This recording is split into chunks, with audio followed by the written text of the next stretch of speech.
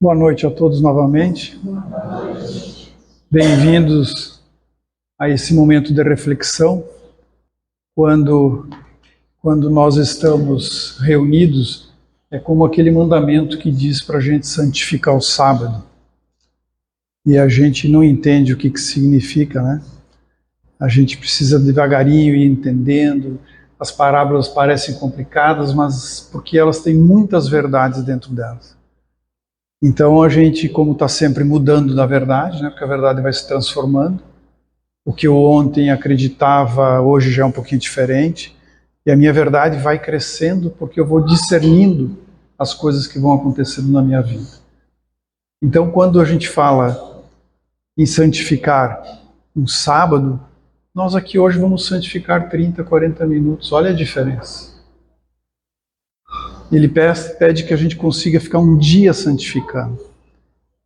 Não deixe de trabalhar, mas é santificando no pensamento, santificando nas ações, nas boas palavras, né? No bom convívio. Então, quando o chamado é desse tamanho, e a gente vem aqui e ouve no Pai Nosso, e diz de boca cheia, e seja feita a sua vontade, é porque a gente veio desguarnecido, a gente veio para esquecer o mundo que está lá fora. Imagine esquecer o mundo que está lá fora durante 24 horas. Então a gente começa devagarinho, né? Muitas vezes a gente começa tão devagarinho que até no Pai Nosso, quando eu conheci o Pai Nosso, quando falava naquela frase o pão nosso, eu imaginava o pão mesmo, porque era o que eu conhecia. Eu conhecia o pão do alimento físico. Eu não conhecia o pão do perdão, o pão espiritual, o pão da mansuetude, o pão da docilidade, eu não conhecia. Então a gente vai conhecendo porque a gente começa a mudar o foco em busca de uma verdade que está sempre em transformação. Porque hoje eu sei algo que amanhã uma criancinha de 5, 10 anos fala alguma coisa e eu nunca ouvi aquilo. E ela me faz transformar. Ela me faz pensar de novo. Eu olho uma árvore ali fora, nunca vi a floração dela, quando eu vejo a floração dela, ela vem e fala alguma coisa. E eu mudo minha visão. Então é necessário que a gente se transforme pelo conhecimento. Não tem saída. É o conhecimento que nos transforma. Não é a intelectualidade, não é aquela coisa assim, eu sou intelectual, eu preciso falar coisas difíceis. Não, eu preciso me transformar com a minha compreensão, com o meu discernimento sobre todas as coisas. Sobre todas as frases do Pai Nosso. Quando a gente faz um Pai Nosso, normalmente a gente tende a fechar os olhos, porque a gente quer fechar a janela, né? Quando a gente está dentro de casa, a gente fecha a janela, a gente fica dentro de casa. Com a janela aberta, a gente também está lá fora. Com a janela aberta, eu vejo cabelos, cores, roupas, rostos, e aí eu não consigo me concentrar. Então, muitas vezes é necessário que a gente acalme o espírito e feche a janela. E pense que o Pai Nosso não é uma oração minha, é uma oração para nós todos. Ele não está no singular. O pão nosso não está dizendo o pão meu de cada dia. Ele está dizendo o pão nosso. Ou seja, sempre que eu peço para obter, como ele diz, pedi e obtereis, eu faço orações que não são para mim. Porque se todos compreenderem, eu vou receber a dádiva. Porque ele está todo no plural. Pode olhar para ele. E fazer o Pai Nosso, muitas vezes a gente faz meio maquinalmente, né? Palavra após palavra, sem compreender muito o que está sendo dito, o que está sendo pensado. Um Pai Nosso desse tipo. Eu vou dar só o começo, para a gente ter uma noção de como é que é, muitas vezes, o nosso Pai Nosso.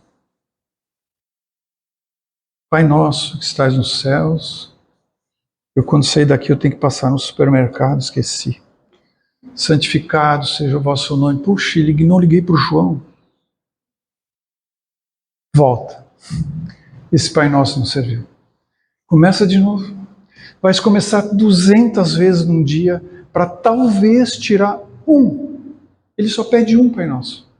Compreendido, amado, sentido, onde os nossos sentimentos e as nossas emoções percebem a transformação que uma pequena oração traz tão profundamente para nós.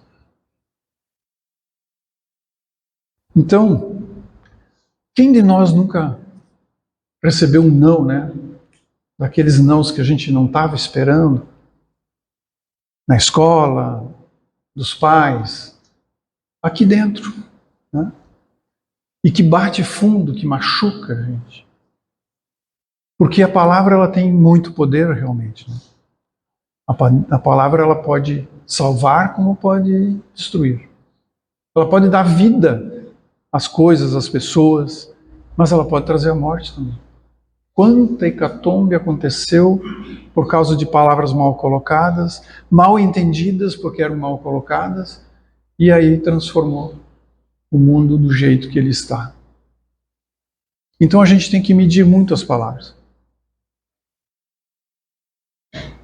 Salomão, que era um dos antigos reis de Israel, muito antes de Cristo, já recomendava nos seus escritos muito cuidado com a palavra. Muita atenção com o que está sendo dito. Porque veja que quando a gente escreve é mais difícil de... né? Porque a interpretação é aquela. Quando a gente fala, a gente corrige em cima da fala, corrige, e é fácil de enrolar, né? É fácil de dizer e acrescentar e retirar. Então, ele já recomendava cautela. Cautela.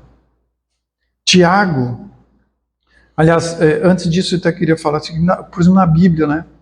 A palavra, ela sempre vem em função de um ensinamento do Cristo para os seus discípulos. Então, não é uma palavra qualquer, é a palavra. E ela aparece muito na Bíblia. Muitos versículos ela aparece. Eu juntei alguns, para que a gente possa pensar. Alguns, assim, que quando eu disser, vocês vão ver. Simples. Conserve as sãs palavras. Precisa dizer mais? Conserve as sãs palavras. Não precisa. Porque todos nós temos clareza do que é certo e do que é errado. Sempre que a gente dá uma deslizada, que a gente fez alguma coisa errada, a gente lá no íntimo a gente já sabe. A gente pode teimar, pode persistir naquilo ali. Mas a gente sabe que está enganando, que está sorrindo quando não devia, que está usando, está utilizando em interesse próprio. Porque a palavra sempre ela vai ser usada pelo interesse próprio. Até que a gente compreenda que a palavra tem que ser usada para o interesse coletivo. Quando a gente entende que o Pai Nosso é coletivo, nós oramos um para o outro. Aquele cara lá é meu inimigo, é um crápula, jamais vou. Mas quando tu ora para nós. Ele é um dos nossos. Ele é um dos nossos. E tudo é um processo evolutivo. Porque há alguém que não entendeu, alguém que entendeu mais. E aquele que entendeu mais tem um talento que não pode guardar por ter entendido mais. Ele tem que trazer à tona. Ele tem que nos mostrar. Não pode guardar. São Francisco, na oração, né, que diz, é dando que se recebe. Olha só, é dando que se recebe. Muitas vezes a gente, principalmente no passado, né, alguém descobria como fazer essa pecinha aqui, e de medo que outros produzissem a mesma peça, passava a vida inteira guardando em segredo, produzindo, mas guardando porque medo de que haveria concorrência. Claro que haverá concorrência se eu mostrar, porque outros farão. Mas olha a vantagem se eu mostrar. Se eu mostrar como que eu faço, eu não fiquei aprisionado nisso. Teve gente que passou a vida inteira aprisionada achando que ele que conhecia aquilo, que era só dele, que daí ele produzia e ele conseguia se sustentar com aquilo. E não evoluiu. Porque na hora que ele revelou, deixou que outros conhecessem e que outros começaram a produzir a mesma coisa, ou eu acordo, mudo minha verdade e vou fazer uma coisa melhor, diferente. Poxa, todo mundo já está fazendo isso, então eu vou fazer diferente. Olha a oportunidade que ele nos dá a todo instante. E quando eu abro mão do que eu tenho, porque é um talento, que eu mostrei meu talento, eu evoluo, eu me transformo. O meu conhecimento é diferente porque eu vou começar a discernir as coisas. E o sofrimento é menor, que é o mais importante. E esse é um planeta de provas e expiações, bendito, e a gente sabe bem que é isso, porque a gente até tem momentos de alegria, né? Mas falar de felicidade, a gente até deseja naquelas frasezinhas bonitas, né? De bom dia, felicidade, né?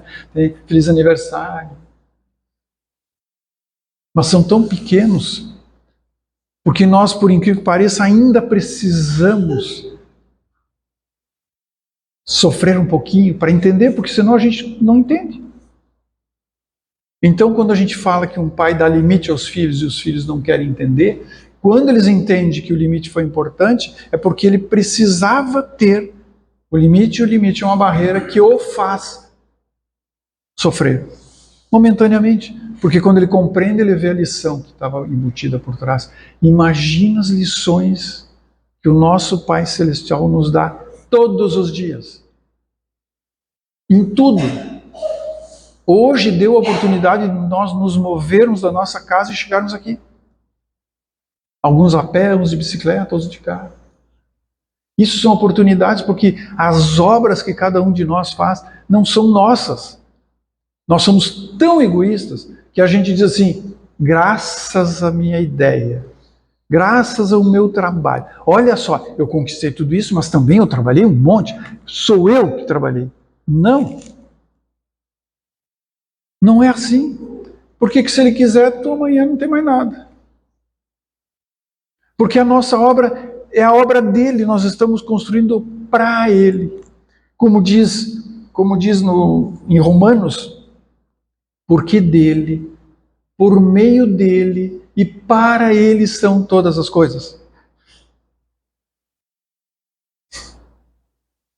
Porque dele veio, porque para ele vai, porque para ele nós vamos fazer todas as coisas. Ele nos dá a oportunidade dizendo assim, meu filho, vou te dar um talento, espalhe esse talento. Mas eu sou tão simples, tão humilde, ninguém me vê, ninguém me enxerga, mas nós somos invisíveis mesmo, gente. Ou tu acha que quem mora lá na Europa conhece a gente? Nós somos visíveis apenas para os nossos relacionamentos. E olha lá, porque quando a gente partir, partiu. E quais são as grandes obras que vocês querem deixar, que eu quero deixar? Se eu perguntar, se eu fizer, vocês podem tentar me ajudar a responder. 3 perguntinhas. Qual foi a grande obra do teu pentavô? Não lembram? Tá, vamos chegar mais perto. Do teu bisavô. Ainda assim tem gente que não vai lembrar, porque o bisavô já tá, para alguns está longe. O mais pertinho. Do avô.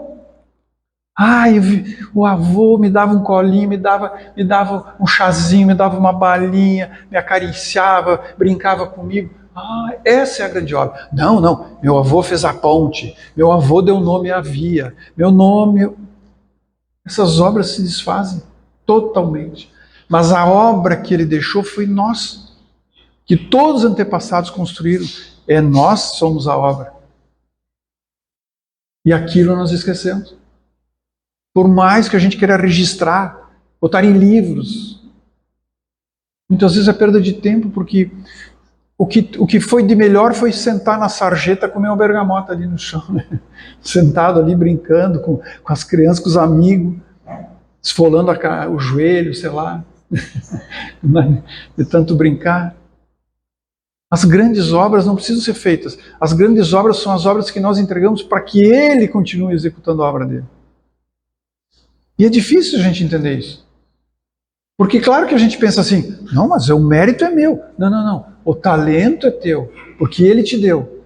E ele lembra da história dos talentos, né? Que era um senhor que tinha uma fazenda, né? Foi viajar por um tempo e deu talentos. Deu um dinheiro na época, né? Chamou um, deu 10 talentos. O outro deu 5, outro deu 3, outro deu 1. E disse, para vocês cuidarem da minha fazenda. Eu vou ficar um tempo fora, quando eu voltar a gente conversa. Quando ele voltou, chegou lá, aquele que tinha 10 talentos multiplicou para mais 10. Olha a obra que esse cara fez. Ele não guardou, ele produziu. Ele multiplicou. Nós viemos para a Terra para nos aposentar e não fazer mais nada? Não. Nós viemos para multiplicar até chegar no caixão.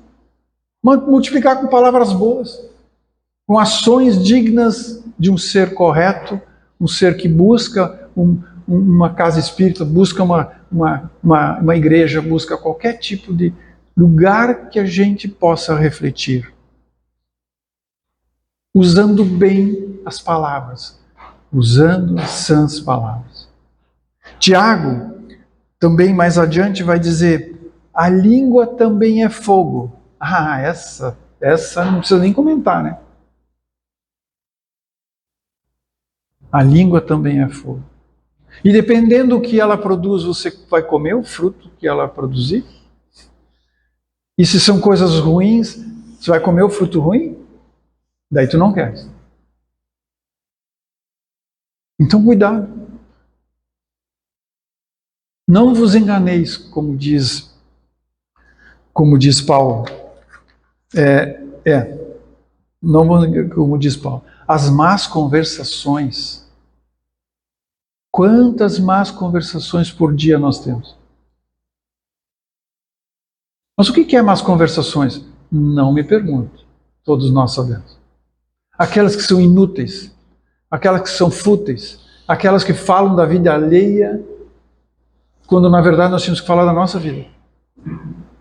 Dos meus sentimentos, não da vida dos outros.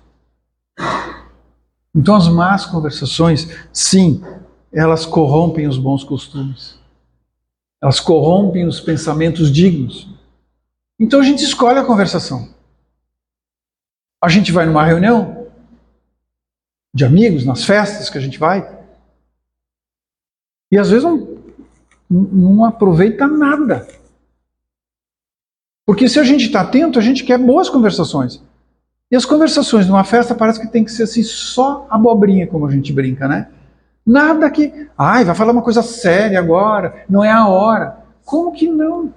A alegria tá no conhecimento, não está no sorriso, na gargalhada alta, né? No barulho. Parece que muito barulho nos alegra. Mas de onde nós tiramos isso? Que crença é essa? O barulho é aquela palavra que bate em mim e ecoa dentro de mim e eu não consigo entendê-la. Até que alguém vem e dá um toquezinho e eu desculpo. E com tudo isso, a gente ainda tem que ser humilde. Ele nos chama a atenção que nós devemos ser humildemente importantes. Ser humildemente importantes. Eu vou trazer um exemplo. Para ver se a gente entende o que é ser humildemente importante. Imagina assim, eu faço um jantar. Eu sou um bom cozinheiro. Faço um belo jantar. Convido todos vocês. Me esmero na cozinha. Pratos variados, sobremesas, tudo que tem de melhor. Vocês saboreiam aquela refeição. Nós conversamos. Nós fizemos barulho. Nós gritamos. Que festa tem que ter gritos. E o que vocês vão dizer pro anfitrião? Me ajudem. O que vocês diriam para mim? Obrigado? Mais alguma coisa? Elogia a comida. Como? Eu vou fazer a segunda pergunta. É a mais importante de todos. Alguém pensou em elogiar a qualidade do sal que eu usei na comida? Ninguém pensa no sal. Aí eu faço outro jantar. Convido todos novamente. Faço, me esmero, passo o dia inteiro produzindo aquele alimento, faço alimento e não ponho sal. Vocês sentam com a expectativa daquela refeição e vão comer a minha refeição. E aí, o que vocês vão dizer para mim? Ficou insonso. Faltou alguma coisa. Ser humildemente importante é como o sal. Ele está lá, mas ninguém percebe que ele está lá. Compreende? Ele está lá.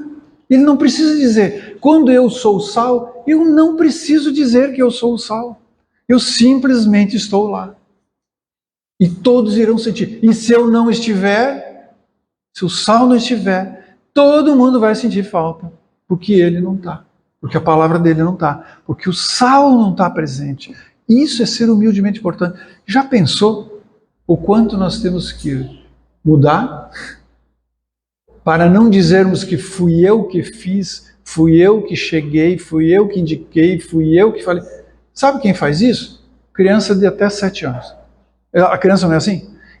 Cheguei primeiro, fui eu que fiz, fui eu que... mas fui eu que... É sempre eu. E nós, com 40, 70, 80 anos, continuamos dizendo, fui eu. Olha aqui, ó. Não estão me enxergando. Fui eu. Vocês não vão me aplaudir. Não.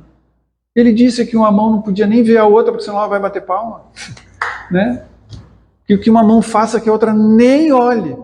Porque senão ela vai bater palma. Sejamos assim. Sejamos utilizando todo aquele potencial que nós temos, multiplicando. E não sejamos como aquele cara do talento, aquele outro irmão que ganhou um talento. Sabe o que ele fez com aquele talento? Ele enterrou. E sabe por que ele enterrou? Porque ele disse que tinha medo do Senhor, porque daí ele caracterizou o Senhor como uma pessoa que ia ficar muito bravo se ele extraviasse, se ele e não reconheceu a oportunidade. Quantas oportunidades nós não reconhecemos que Deus nos dá hoje, que nos deu hoje? Aquela pessoa que passou do outro lado da rua e sorriu para ti. Ele deu uma oportunidade de tu sorrir também. E às vezes alguém que passou diz bom dia e tu esqueceste de responder.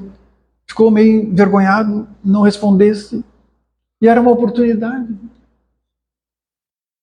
de mudar, uma oportunidade de construir a obra, que quando a gente constrói essa obra em conjunto, ela vai ser uma obra grande. E aí nós vamos encontrar aquilo que nós estamos tanto procurando, que é o que chamo de felicidade. Posso pegar uma canetinha aqui e dar uma riscada aqui no quadro? Eu vi que tem uma caneta boa aqui. Posso apagar ali meu... do outro lado? E eu posso apagar? Pode. Vocês desculpem um instantinho, só tirar aqui.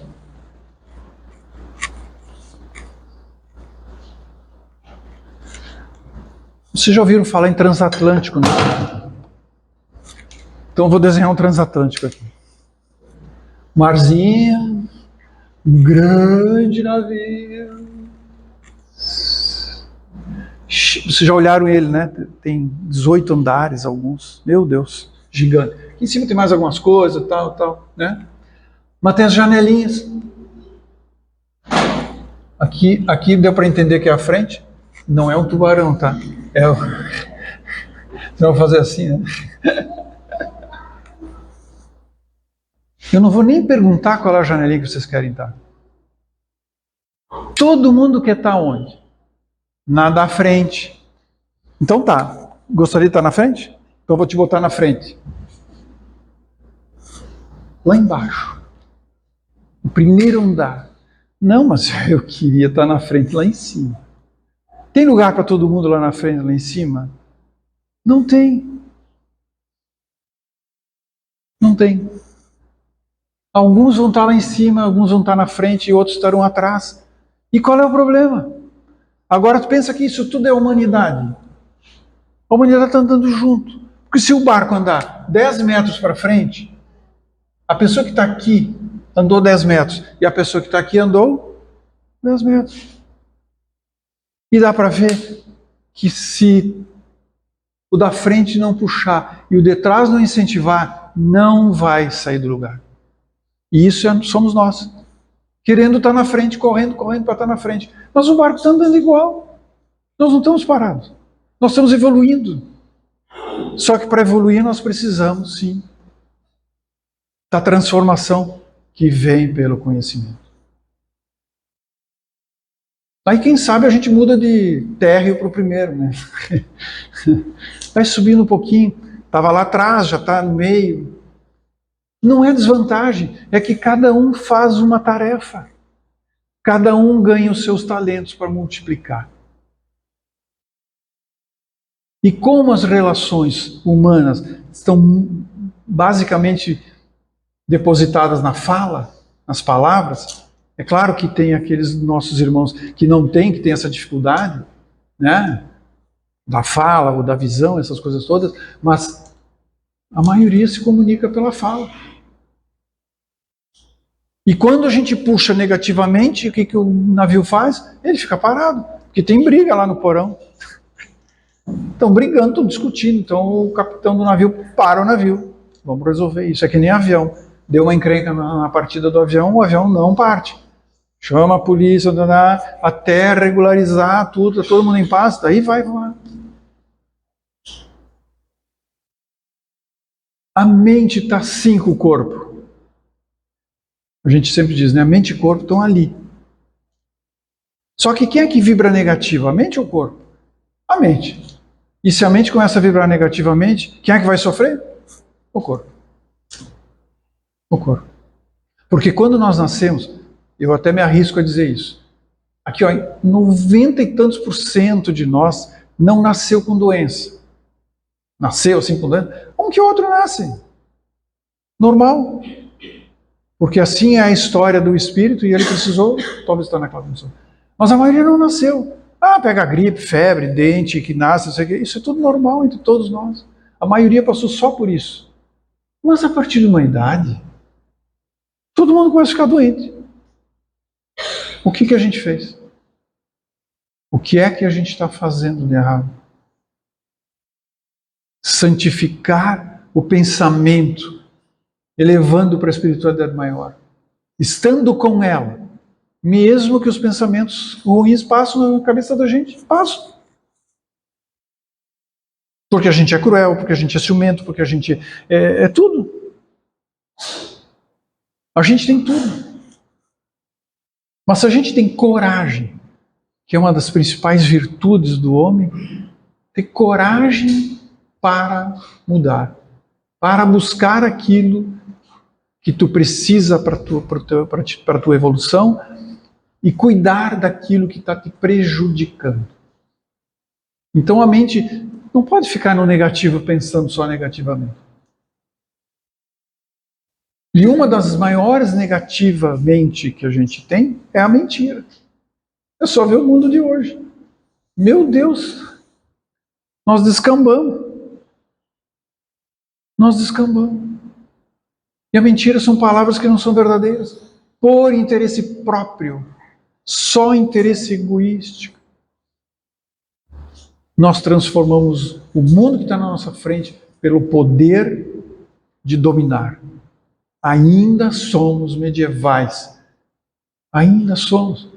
E a gente olha aquilo, mas era tão bruto aquilo. Não, melhorou. Sim. Um pouquinho melhorou. Nós estamos sempre melhorando. A espiritualidade diz que nós estamos sempre evoluindo. Podemos parar. O barco pode parar. Mas está sempre avançando. Né? Tudo que se mexe faz a gente evoluir. Então, bem utilizar as palavras ajuda a gente a enxergar o mundo de uma forma diferente. Respirar com profundidade para entender que aquilo é um presente de Deus. Quando a gente está na pior Eu aprendi outro dia uma frase que eu disse assim, cheguei a me arrepiar, disse, não consigo. Eu estar numa cama de hospital e agradecer a Deus por estar na cama de hospital. Chocante, né? Nós vamos conseguir fazer isso? Nossa, aí eu disse, nossa, estou longe. Tenho muito que modificar na minha vida. Na verdade, foi um sinal que Ele nos dá para nos colocar naquela situação. Ele não quer nos eliminar. Ele quer que a gente acorde, porque Ele está vendo que a gente está querendo se eliminar. Porque a gente consome não só o alimento, a gente consome toda essa bagagem de informação inútil que nós consumimos todo dia, que vai transformando, vai tornando amarga a vida, porque a expectativa de que o outro está melhor, do que o outro está sorrindo, do que o outro está lá no restaurante com um prato bonito de comida, e eu não estou. Mas eu ganhei o talento. E eu é que sei se eu quero multiplicar o meu talento ou não. E a gente gosta que todo mundo multiplique mesmo. É o que Ele quer. Ele quer que a gente multiplique e o barco vai andar mais rápido. Porque não vai estar tão pesada a energia. A energia vai estar mais leve. E quando a gente fica leve, flui, né? Anda mais rápido. Imagina o peso físico de tudo aquilo ali. E nós, com pensamentos elevadíssimos, o navio vai voar. Ele não vai ficar se arrastando pela água. Porque nós o elevaremos. Então essa relação que temos, nós não falamos com a árvore, nós nos comunicamos, mas nós não falamos com a árvore. Então os problemas da fala estão relacionados entre nós. Entre nós. Quantas vezes minha palavra foi mal colocada? Quantas vezes eu tive equivocado? Quantas vezes eu tive que voltar para corrigir a minha fala? Mas que bom que eu voltei. Porque faz parte do meu processo evolutivo. Na hora vem. E aí vem a consciência. Aí a consciência te chama. Aí tu puxa e volta com a tua consciência. Vai falar de novo. E a pessoa vai entender diferente. E o inverso também, né? Quantas vezes alguém equivocadamente nos agrediu, falou coisas que a gente não estava preparado para ouvir. Mas às vezes não era com a gente tem que olhar diferente. Não, isso não era comigo.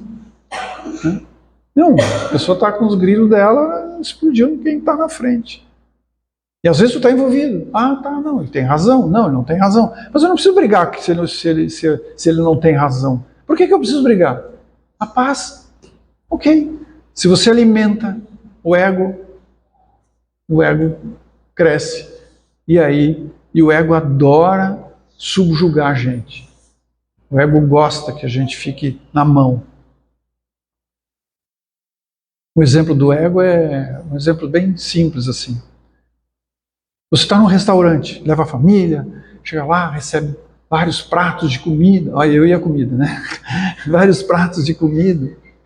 E aí, quando você vai começar a comer, a comida está fria. Aí te chama o garçom. Se o ego está sob domínio, você vai chamar o garçom e vai dizer assim, por favor, a comida aqui ela não está quente. Você poderia levar, dar uma esquentadinha? Nós aguardamos mais 10 minutos. O garçom todo delicado, meu Deus, o que aconteceu? Vai te sair. Ali o ego está sob controle. Mas muitas vezes nós vamos chegar a dizer,